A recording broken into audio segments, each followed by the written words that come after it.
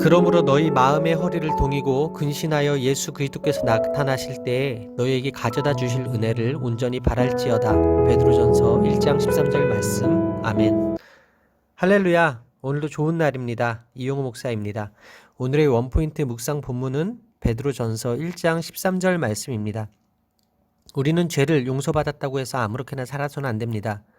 성도의 정체성에 걸맞는 삶은 세상과 구별된 거룩함입니다. 이는 거룩하신 하나님이 우리에게 명하신 일입니다. 베드로는 성도에게 예수 그리스도께서 다시 오실 때 주님이 우리에게 주실 구원의 은혜를 간절히 기다리라고 권면합니다. 13절의 주 동사는 바랄지어다인데 소망할지어다로 이해할 수 있습니다. 그러려면 마음의 허리를 동이고 근신하여 영적으로 깨어 있어야 합니다. 그리스도인들이 세상의 쾌락과 욕망에 빠져 있으면 예수 그리스도의 재림을 바라보지 못합니다. 베드로는 예수 그리스도께서 다시 오실 때를 소망하라고 권면하고 있습니다. 구원받기 이전에 따르던 욕심과 불순종을 버리고 말씀에 순종함으로써 거룩하신 하나님을 닮아 모든 행실에 거룩한 자가 되어야 합니다. 허리를 동이는 행위는 긴 옷을 입던 고대 사람들이 일을 하기 위해 준비하는 자세였습니다. 이는 끝까지 믿음의 경주를 잘하기 위해 늘어진 옷을 조여 매는 것을 연상시킵니다. 영적으로는 하나님의 명령을 받들고자 힘차게 준비하는 종의 자세를 나타내기도 합니다. 그런데 사람은 거룩하게 살 수 없습니다. 거룩한 척 할 수는 있어도 진짜 거룩하게 살 수는 없습니다. 하지만 하나님의 자녀가 되었기에 거룩하게 될 수 있는 것입니다. 우리가 이미 구원을 받았음에도 이러한 긴장이 필요한 이유는 무엇일까요? 주님이 다시 오실 때 우리가 하나님 앞에 서게 될 것이기 때문입니다. 그 자리에서 우리는 모두 하나님의 의로운 판단을 받을 것입니다. 하나님은 외모나 조건으로 우리를 평가하지 않으십니다. 하나님의 판단 기준은 오직 각 사람의 거룩한 행위입니다. 따라서 오늘의 원포인트 메시지는 은혜 받은 자의 거룩한 삶입니다. 오늘의 삶의 적용 포인트는 은혜 받은 자로서 거룩한 삶을 살며 살겠습니다 입니다. 성도는 예수님의 죽으심과 부활하심을 믿음으로 하나님의 자녀가 되었습니다. 이것이 은혜입니다. 아버지께서 거룩하시기 때문에 우리도 아버지를 닮아 거룩해져 가는 것입니다. 하나님의 자녀가 되었기에 하나님을 닮아갑니다. 아버지께서 싫어하시는 행위들을 우리도 싫어하게 되는 것입니다. 성도가 모든 행실에 거룩한 자가 되는 것은 물론 불가능합니다. 그러나 하나님이 우리 아버지시기 때문에 그 은혜 안에서 살아가면 그분의 거룩함을 닮아가게 될 것입니다. 그러므로 우리는 하나님을 거역하는 세상 속에서 거룩하게 살기 위하여 근신하며 깨어 있어야 합니다. 오늘도 은혜 받은 자로서 하나님 자녀답게 거룩한 삶을 살아내는 여러분들 되시기를 바랍니다. 기도하시겠습니다. 저를 사랑하셔서 저의 삶 속에 들어와 주시고 은혜로 구원해 주심을 감사합니다. 거룩한 삶으로 부르시는 주님 음성에 순종하여 나그네 삶을 사는 동안에 근신하며 두려워하는 마음으로 살게 하여 주옵소서. 하나님께만 모든 소망을 두고 진리의 말씀에 순종하며 마음의 허리를 동이고 영육간에 깨어 거룩한 삶을 살게 하여 주옵소서. 이 모든 말씀 살아계신 예수 그리스도의 이름으로 기도합니다. 아멘. 그러나 너희는 택하신 족속이요 왕같은 제사장들이요 거룩한 나라요 그의 소유가 된 백성이니 이는 너희를 어두운 데서 불러내어 그의 기이한 빛에 들어가신 이의 아름다운 덕을 선포하게 하려 하심이라. 베드로전서 2장 9절 말씀. 아멘. 할렐루야. 오늘도 좋은 날입니다. 이용호 목사입니다. 오늘의 원포인트 묵상 본문은 베드로전서 2장 9절 말씀입니다. 베드로는 불신자들과 대조적으로 성도들이 얼마나 존귀한 자들인가를 말합니다. 성도는 택하신 족속입니다. 이는 이사야에서 예언된 내용이 신약의 교회를 통해 성취되었음을 보여줍니다. 성도는 또한 왕같은 제사장입니다. 제사장은 거룩하게 구별된 자이며 하나님 앞에 직접 나아가 하나님과 인간 사이에서 중보 역할을 감당하는 사람입니다. 과거 이스라엘 백성은 하나님을 만나기 위해 제사장의 도움을 받았습니다. 특히 대제사장은 1년에 한 번 지성소에 들어가 이스라엘 공동체의 속죄와 백성의 안녕을 위해 중보하는 역할을 감당했습니다. 이스라엘 백성과 마찬가지로 죄인인 우리 모두에게는 중보자가 필요합니다. 그래서 우리의 구주이신 예수 그리스도께서 죄인들을 위한 대제사장이 되셨습니다. 예수님은 구원받은 우리에게 하나님께 나아갈 특권을 주셨고 제사장의 역할을 감당하게 하셨습니다. 이제 레위 지파 출신만 제사장이 되는 것이 아니라 그리스도로 인해 모든 성도가 제사장이 되었습니다. 성도는 예수님의 피의 공로로 어디에서나 제사를 드리는 제사장입니다. 하나님이 우리에게 주신 은혜를 세상에 선포하기 전에 먼저 우리 자신이 하나님 안에서 어떤 존재인지를 정확히 알아야 합니다. 예수 그리스도를 믿는 자들은 택하신 족속, 왕같은 제사장들, 거룩한 나라, 하나님의 소유된 백성입니다. 따라서 오늘의 원포인트 메시지는 하나님 백성의 정체성입니다. 오늘의 삶의 적용 포인트는 어둠에서 빛으로 불러주신 은혜를 기억하며 증인의 사명을 잘 감당하겠습니다 입니다. 하나님은 우리를 어두운 과거와 죄로부터 불러내어 예수님의 십자가 죽음을 덧입게 하셔서 거룩하고 소중한 존재로 바꾸어 주셨습니다. 우리가 어둠에 속해 있을 때 우리를 빛으로 불러내어 주시고 귀한 존재가 되게 하신 것입니다. 이렇게 하신 까닭은 우리로 하여금 하나님을 모르는 사람들에게 그분의 아름다운 덕을 선포하게 하시고자 함입니다. 우리가 이제 해야 할 일은 하나님의 아름다운 은혜를 세상에 선포하는 것입니다. 하나님의 긍휼을 입어 그분의 백성이 된 성도는 다른 사람을 주께로 인도하는 거룩한 제사장으로서 증인된 사명을 감당해야 합니다. 하나님의 공급과 보호를 누리는 백성에게 마땅한 태도는 하나님 나라의 백성다운 삶을 사는 것입니다. 오늘도 어둠에서 빛으로 불러주신 그 은혜를 기억하며 하나님 백성으로서의 정체성을 깨달아 증인의 사명을 잘 감당하며 사는 여러분들의 삶이 되기를 바랍니다. 기도하시겠습니다. 어둠에서부터 불러내어 밝은 빛으로 인도해 주신 주님의 은혜에 감사합니다. 택하신 족속, 왕같은 제사장, 거룩한 나라, 하나님 소유된 백성으로 불러주셨사오니 오늘도 주님과 연합되어 하나님의 성전으로 세워주고 거룩한 제사장으로서 살게 하여 주옵소서. 오늘 하루도 주님의 아름다운 덕을 기억하며 제 존재와 삶을 변화시키신 하나님을 즐거이 선포하게 하여 주옵소서. 이 모든 말씀 살아계신 예수 그리스도의 이름으로 기도합니다. 아멘. 사랑하는 자들아, 거류민과 나그네 같은 너희를 권하노니 영혼을 거슬러 싸우는 육체의 정욕을 제어하라. 너희가 이방인 중에서 행실을 선하게 가져 너희를 악행한다고 비방하는 자들로 하여금 너희의 선한 일을 보고 오시는 날에 하나님께 영광을 돌리게 하려 함이라. 베드로전서 2장 11절에서 12절 말씀. 아멘. 할렐루야. 오늘도 좋은 날입니다. 이용호 목사입니다. 오늘의 원포인트 묵상 본문은 베드로전서 2장 11절에서 12절 말씀입니다. 성도는 세상에 살지만 이 세상에 속하지 않은 거류민이며 나그네입니다. 베드로는 자신의 편지를 받은 이들을 사랑하는 자들아 라고 부릅니다. 그리고 그들에게 육체의 정욕이 영혼을 거슬러 싸우니 그 정욕을 제어하며 정결한 삶을 살아야 한다고 권면합니다. 긍휼을 받은 자들에게 베드로가 가장 먼저 강권한 것은 육체의 정욕을 제어하는 것입니다. 그는 믿음의 최종 결과가 영혼 구원이며 진리에 순종하는 삶을 통해 온전해진 영혼이 정욕 때문에 파괴될 가능성을 염려하고 있습니다. 성도는 하늘에 속한 존재들이지만 이 땅에서 육체의 정욕과 싸워야 하는 존재이기도 합니다. 아울러 몸은 땅에 있지만 천국의 가치를 마음에 품고 살아가야 하는 사람들입니다. 제어하라는 현재 시제 명령으로 사용되었기 때문에 반복해서 행해야 한다는 의미입니다. 싸우다라는 동사는 전쟁을 일으키다라는 뜻입니다. 두 가지 명령은 믿지 않는 이방인들 사이에서 성도가 지녀야 할 자세에 관한 것입니다. 육체의 정욕을 제어하지 않는 영혼과 진리를 순종함으로 깨끗하게 된 영혼 사이에는 서로 거스리는 정도가 아닌 큰 전쟁이 벌어진다는 것을 나타냅니다. 베드로는 육체의 정욕이 우리의 영혼을 거슬러 싸운다고 말합니다. 영원한 것을 사모하는 영혼을 죄에 빠지게 하고 병들게 하는 원인이 육체의 정욕이라는 것입니다. 이 편지의 수신자들은 사회적으로 또는 신학적으로 거류민과 나그네이기에 그들에 대한 불신자들의 시선은 우호적이기보다 적대적이기 쉽습니다.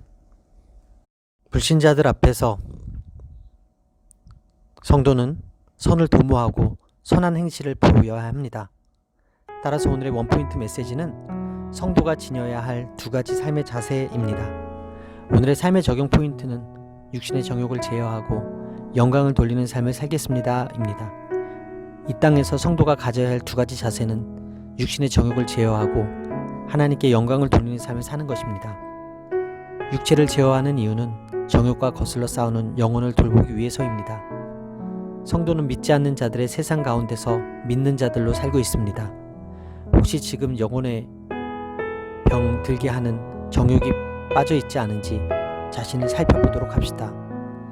우리는 하나님 백성이고 하나님께 부름받은 성도이지만 이 세상에 거하고 있기 때문에 육체의 정욕에 넘어질 수도 있습니다. 따라서 어떤 정욕이 자신의 영혼을 유혹하고 죄를 짓게 만드는지 진지하게 생각해 보아야 합니다. 우리의 힘만으로는 정욕을 이길 수 없습니다. 하나님 말씀을 마음에 채우고 기도로 정욕의 유혹을 이겨내야 합니다. 거룩한 힘이 육체의 정욕을 이기는 것을 경험해야 합니다. 아울러 불신 사회에서 살아가는 성도는 선한 행실을 함으로써 불신자들이 하나님께 영광을 돌리는 데까지 이르게 해야 합니다. 물론 이 싸움은 녹록하지 않습니다.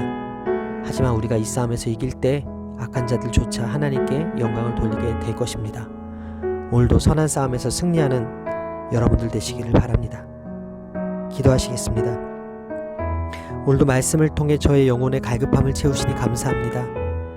이 땅에서 본향을 향해 가는 나그네의 신분임을 기억하고 육신의 정욕을 제어하고 하나님께 영광을 돌리는 삶을 사는 제가 되게 하여 주옵소서. 저를 비방하는 사람들에게 선한 행실을 보이며 살길 원합니다.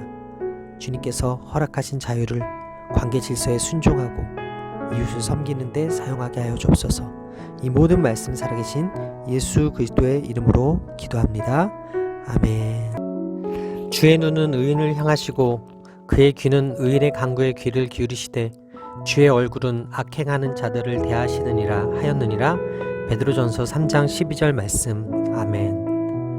할렐루야. 오늘도 좋은 날입니다. 이용우 목사입니다. 오늘의 원포인트 묵상 본문은 베드로전서 3장 12절 말씀입니다. 베드로는 종말론적 상급을 언급하면서 권면을 마무리합니다. 다양한 사회적 환경에서 살아가는 성도들은 그 가운데 조화롭고 동정적인 형제 사랑을 보여주어야 하고 친절한 마음과 겸손한 마음으로 악을 선으로 갚아야 합니다.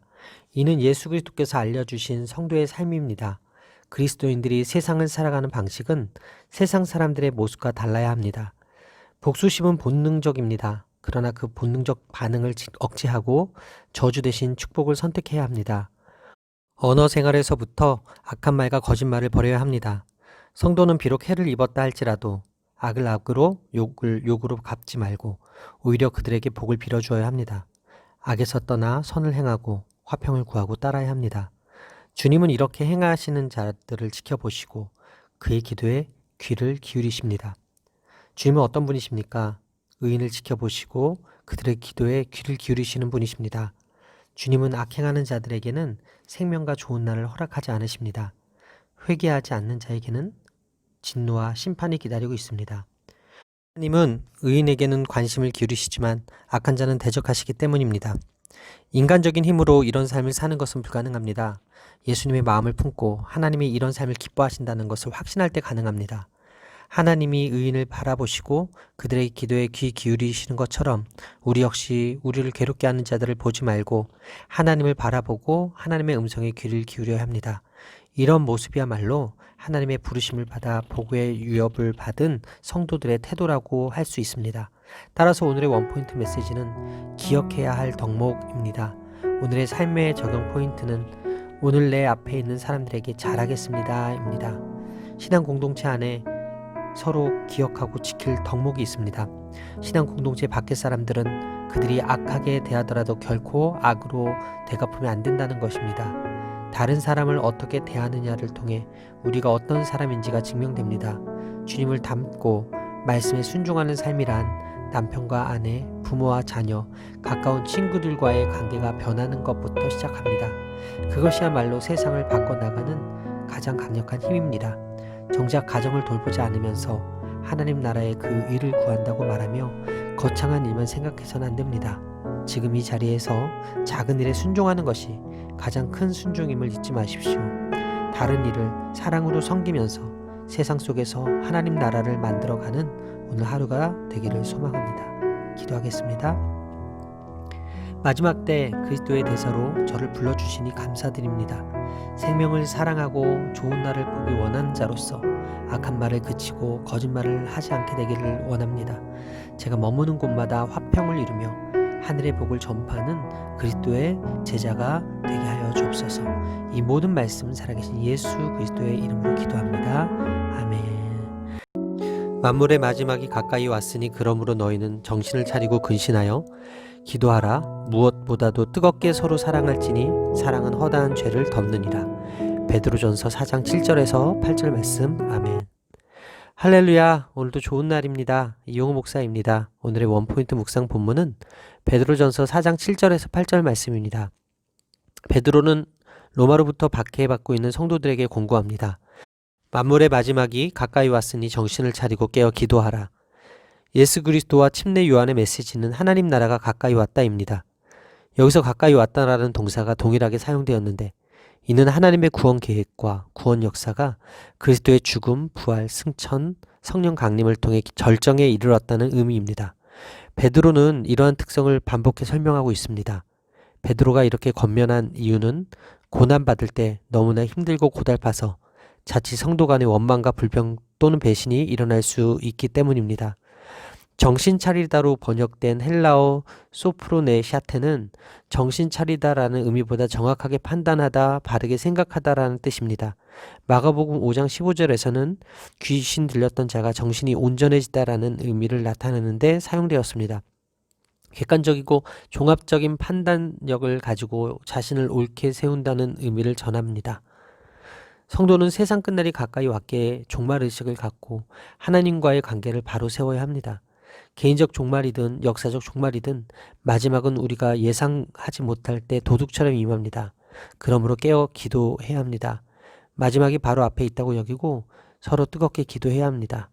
바울은 말세의 특징을 말하면서 사람들이 자기를 사랑하며 돈을 사랑한다고 했습니다. 무엇보다도라는 표현은 사랑의 중요성을 강조합니다. 성도는 마지막이 바로 앞에 있다고 여기고 서로 뜨겁게 사랑해야 합니다. 사랑은 서로 용서하면서 허물과 약점을 덮어주고 상대방에게 계속 기회를 주는 것입니다. 사랑할 줄 모르고 지식만 중시하는 사람은 타인의 영혼을 위하지 않습니다. 사랑을 품은 사람은 타인을 위해 자신의 권리까지 포기합니다. 따라서 오늘의 원포인트 메시지는 기도하고 사랑하고입니다. 오늘의 삶의 적용 포인트는 오늘도 기도하겠습니다. 오늘도 사랑하겠습니다. 입니다. 메멘토 모리라는 말이 있습니다. 라틴어로 죽음을 생각하라는 뜻입니다. 죽음을 염두에 두고 살아가는 삶이야말로 지혜로운 삶이라는 가르침입니다. 신약시대 성도들은 이미 시작된 종말의 시대를 사는 자들입니다. 따라서 그리스도의 재림은 어느 때든 일어날 수 있습니다. 재림은 베드로 시대 때도 가까이 있었고 오늘날에도 여전히 그러합니다. 종말의 때를 사는 성도들의 모습은 오로지 하나님 뜻대로 사는 것입니다. 사랑하는 성도 여러분, 마지막 날이 가까운 줄 알고 깨어 기도해야 할 것은 무엇입니까? 마지막 날이 가까운 줄 알고 사랑해야 할 대상은 누구입니까? 사랑이 하나님은 아니지만 하나님은 사랑입니다. 기독교가 세상을 복음화할 수 있는 비결은 사랑입니다. 불신자들을 감동시키는 비결도 사랑입니다. 오늘도 기도하고 사랑하며 마지막 때를 잘 살아내는 여러분들 되시기를 바랍니다. 기도하시겠습니다. 만물의 마지막 때에 하나님 자녀로 불러주시고 깨어 기도하게 하시니 감사합니다. 이제는 주님과 같은 마음으로 무장하여 하나님의 뜻에 따라 살게 하시고 주께서 다시 오실 날이 머지않았음을 알고 깨어 근신하며 기도하게 하여 주옵소서. 아울러 지금 저희 앞에 있는 사람을 사랑함으로 인하여 하나님의 자녀다운 삶을 사는 오늘이 되게 하여 주옵소서. 이 모든 말씀 살아계신 예수 그리스도의 이름으로 기도합니다. 아멘. 너희 염려를 다 주께 맡기라. 이는 그가 너희를 돌보심이라. 베드로전서 5장 7절 말씀. 아멘. 할렐루야. 오늘도 좋은 날입니다. 이용우 목사입니다. 오늘의 원포인트 묵상 본문은 베드로전서 5장 7절 말씀입니다. 성도는 염려를 주님께 맡겨야 합니다. 예수님도 염려하지 말라고 말씀하셨습니다. 염려한다고 키 한 자도 더하지 못합니다. 맡기다라는 말은 던지다라는 뜻입니다. 누가복음에서는 이 단어가 걸쳐놓고라고 번역되어 있습니다. 새끼 나기 위해 자신들의 옷을 던져서 놓는다는 의미입니다. 이는 마치 벗은 옷을 바닥 위에 놓아 깔듯이 모든 염려를 벗어서 주님 위에 던져 내어 놓으라는 권면의 말씀입니다. 모든 염려를 주님께 던지면 주님이 받으십니다. 염려를 주님께 던져버리고 나면 내 문제가 아니라 주님의 문제가 됩니다. 우리는 단지 주님을 향한 신뢰한 믿음을 가지고 모든 염려를 주님께 던지면 됩니다. 공중의 새를 먹이시고 들의 풀을 입히시는 하나님께 우리는 새나 풀보다 훨씬 더 귀한 존재이니 하늘 아버지를 신뢰하라고 예수님께서는 가르쳐 주셨습니다.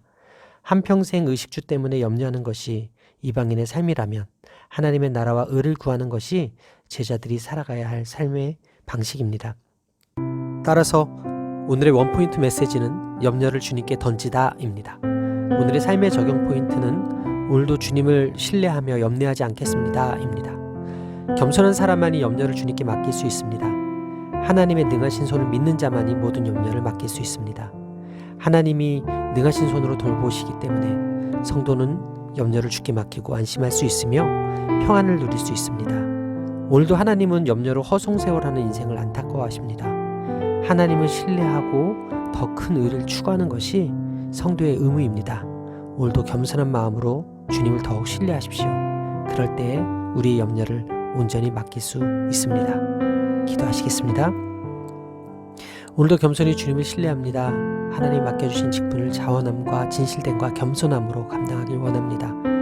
오늘도 주님의 나라와 의를 구함에 부족함 없기를 원합니다. 저희 모든 염려를 주님께 맡기오니 평강으로 인도하여 주옵소서. 이 모든 말씀 살아계신 예수 그리스도의 이름으로 기도합니다.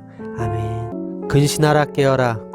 너희 대적 마귀가 우는 사자같이 두루다니며 삼킬 자를 찾나니 너희는 믿음을 굳건하게 하여 그를 대적하라. 이는 세상에 있는 너희 형제들도 동일한 고난을 당하는 줄 알미라. 베드로전서 5장 8절에서 9절 말씀. 아멘. 할렐루야. 오늘도 좋은 날입니다. 이용우 목사입니다. 오늘의 원포인트 묵상 본문은 베드로전서 5장 8절에서 9절 말씀입니다. 사랑으로 성도를 권면하던 베드로는 강한 어조로 근신하라 깨어라라고 명령합니다. 마귀는 타협의 대상이 아니라 싸워 이길 대상입니다. 마귀는 절제하지 않고 제멋대로 살거나 영적으로 졸고 있는 성도를 공격하고 성도를 믿음의 길에서 넘어뜨리려고 합니다. 주로 사용하는 방법은 박해와 고난입니다. 당시 신자들은 고난의 비유를 듣고 원형 경기장에서 죄수를 물어뜯는 사자의 모습을 상상했을 것입니다. 우리가 근신하고 깨어 있어야 하는 이유는 우리를 삼키려는 마귀가 굶주린 사자의 모습과 같기 때문입니다. 깨다로 번역된 동사 그레고레오는 바짝 긴장해 주변을 유심히 살피는 경계태세의 자세를 가리키는 말입니다. 근신하라는 명령은 베드로전서에서 종말을 살아가는 성도에게 주어진 명령입니다. 마귀는 성도를 무너뜨리기 위해 자신이 존재하지 않는 것처럼 속이고 기만하며 끊임없이 공격할 기회를 엿보며 우리를 넘어뜨리려고 합니다. 경계를 서는 보초병이 제일 경계하는 것이 잠입니다. 잠들거나 졸고 있을 때 적군이 침입하면 비참한 결과를 초래하게 됩니다. 마귀는 사람의 눈에 보이지 않기 때문에 우리가 마귀의 존재를 자체를 망각하기가 쉽습니다. 마귀의 존재를 무시하고 영적 나태함에 빠지면 마귀의 공격에 속수무책으로 무너지게 됩니다.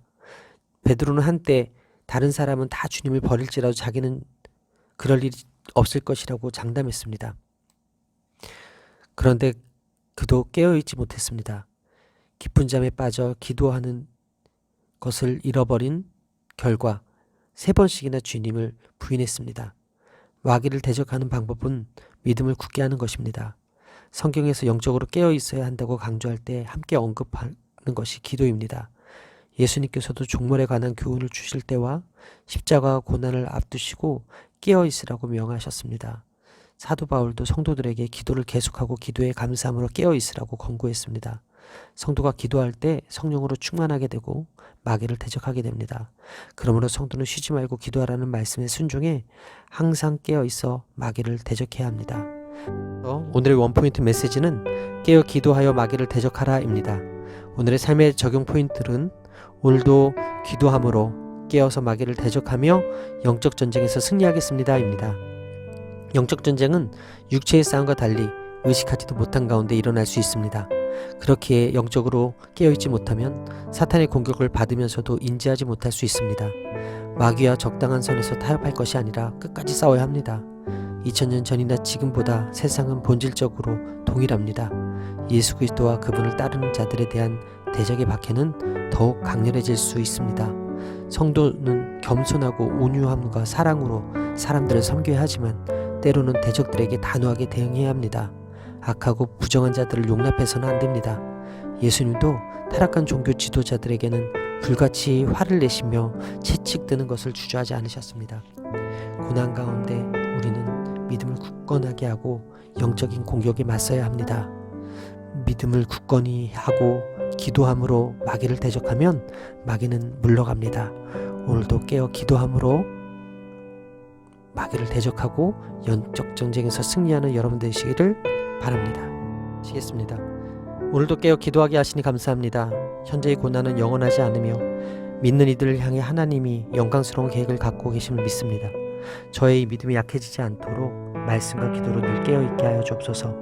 인생의 길에서 하나님이 맡겨주신 직분을 자원함과 진실됨과 겸손함으로 감당하며 끝까지 승리하도록 붙들어 주옵소서. 이 모든 말씀 살아계신 예수 그리스도의 이름으로 기도합니다.